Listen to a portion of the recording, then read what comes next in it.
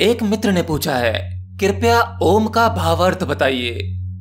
तो अर्थ तो शब्द का बताया जा सकता है, निशब्द का आप क्या अर्थ निकालोगे? आपने अगर आध्यात्म की थोड़ी भी यात्रा की है तो आप यह तो जानते ही होंगे कि ओम कोई शब्द नहीं है। जब ये कोई शब्द नहीं है तो इसका अर्थ कहां से लाओगे? इसकी व्याख्या कैसे करोगे? ये तो एक ऊर्जा है, एक ध्वनि की वाइब्रेशन जो सभी लोकों में व्याप्त है। जो इसे जान लेता है या स्वयं के भीतर इसका अनुभव कर लेता है, वो अपने ही अनुसार इसकी व्याख्या कर देता है या इसका अर्थ बता देता है। बताना पड़ता है, यह जानने वाले ज्ञानी की मजबूरी है, ताकि तुम्हें सुविधा हो सके, तुम्हें अध्यात्म की ओर लाया जा सके, तुम्हारे भीतर ज्ञान का दीप जलाया जा सके। वेद पुराण उपनिषदों में लिखे सभी लेख, उनकी अपनी खुद की कोई सामर्थ्य नहीं है, बल्कि पढ़ने वाले की सामर्थ्य है।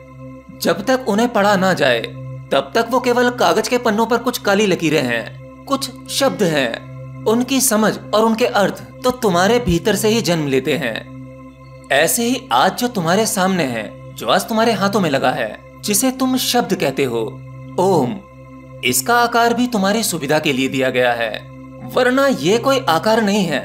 ओम तो निराकार ध्वनि है जो अनंत काल से समस्त ब्रह्मांडों में गूंज रही है। ओम का उच्चारण तुम्हारे कंठ से उसी ध्वनि की एक नकल है।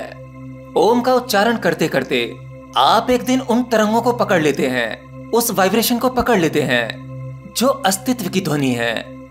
और जैसे ही तुम्हारे ओम मंत्र के उच्चारण की ध्वनि उस अस्तित्व की ध्वनि से मिलती है, वैसे ही तुम्हें होश आता है, तुम्हें सृष्टि के बनने का ज्ञान होता है, सृष्टि के काम करने का ज्ञान होता है, ब्रह्मांड के भौतिक और सूक्ष्म रहस्यों के बारे में पता लगता है। आप ईश्वर द्वारा बनाई गई इस सृष्टि की रचना का अपने भीतर ही अनुभव कर पाते हैं। शायद आपने कभी गौर नहीं किया होगा कि जब इस ध्वनि, इस वाइब्रेशन को आकार दिया, अर्थात शब्द दिया, ओम, तो इस ध्वनि में 3 ही शब्द क्यों जुड़े? आ, उ और म। ये 3 का रहस्य बड़ा ही जबरदस्त है, क्योंकि सृष्टि के निर्माण कार्य में 3 शक्तियां ही काम करती हैं। एक शक्ति से सृष्टि की रचना होती है, दूसरी शक्ति से सृष्टि का पालन पोषण होता है, अर्थात सृष्टि का रखरखाव, जो कि भगवान विष्णु करते हैं। तीसरी शक्ति से प्रलय होता है, यानी सृष्टि जिस बिंदु से बनी थी वापस उसी बिंदु पर आकर सिमट जाती है। एक एटम में भी 3 ही शक्तियां होती हैं, न्यूट्रॉन, प्रोटॉन, इलेक्ट्रॉन। इन तीनों के बिना एटम भी नहीं हो सकता। और यही तीनों गुण हर मनुष्य में होते हैं, सत्व, रजस और तमस। अर्थात हर मनुष्य में निर्माण करने की भी शक्ति होती है। देखो संसार में आज कितना निर्माण हुआ है। तुम में पालन पोषण करने की भी शक्ति होती है, तुम में विनाश या नष्ट करने की भी शक्ति होती है। अब मुझे आप बताइए, क्या ये तीनों गुण आप में नहीं है?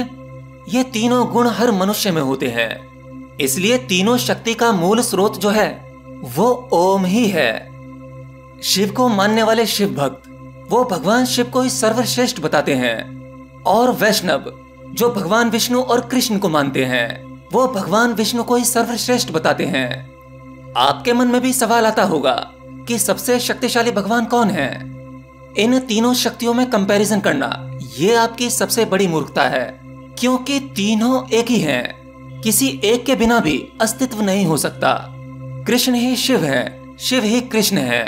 इसलिए ओम में भी 3 शब्द दिए गए हैं, आ, उ और म, यानी सब कुछ इसी में है। सभी शक्तियों का आधार, इस सृष्टि का आधार ओम ही है। आप विष्णु को अलग मत समझें या शिव को भी अलग मत समझें, ये एक ही है। और अद्वैत का सिद्धांत भी यही कहता है कि जो वो ईश्वर है वो मुझसे अलग नहीं है, मैं भी वही हूं, वो ही मैं हूं। तो मित्र, तुम ओम के भाव अर्थ में ना फंसो, इसमें उलझने की आवश्यकता नहीं है। अर्थ निकालते ही उस मूल शक्ति के खंड हो जाते हैं। तुम बड़े और वो छोटी हो जाती है। जिसे तुम्हारे द्वारा समझा जा सकता है वो चीज तुमसे छोटी हो जाती है और तुम उससे बड़े। इसलिए उस परम सत्ता को जाना नहीं जा सकता, वो अज्ञेय है। तुम ओम को भी कभी नहीं जान पाओगे। हाँ, ओम की उस ध्वनि में डूबकर स्वयं को समाहित किया जा सकता है। वो परब्रह्म, वो होने की संभावना तुम सब में है। उसे जाना नहीं जा सकता, उसमें खोया जा सकता है। और जब तुम खो ही जाओगे तो जानेगा कौन? मेरी समझ से तो ओम के अनंतो रहस्य हैं, पर आज जो मैंने बोला वो केवल कुछ ही शब्द हैं, एक छोटा सा प्रयास तुम्हें आध्यात्म की ओर लाने का। एनीवे, अगर आपको यह वीडियो पसंद आया है तो हमारे आध्यात्म के इस प्रचार प्रसार में इस वीडियो को शेयर करके आप भी अपना योगदान दे सकते हैं।